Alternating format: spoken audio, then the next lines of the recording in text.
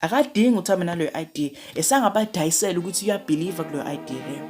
Mase yafika yahamba kunalabantu abawu-30 nakhona futhi nabantu abangakanani labantu laba abawu-30 abadayisele nabo futhi ukuthi nabo unaye uyasayida nabo, ahambe futhi nabantu abawu-20 ahambe yodayisa nabo ukuthi uyasayida nabo. Manje yena usezenze njani-ke yena?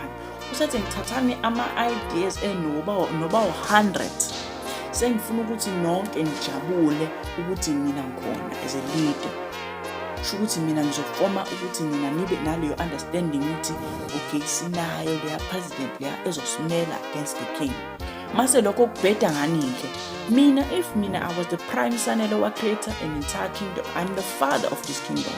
Sho ukuthi I know ukuthi for this kingdom to survive it must have these ideas, and if somebody was to take that away, maybe, just maybe, i-survival of my kingdom izophela.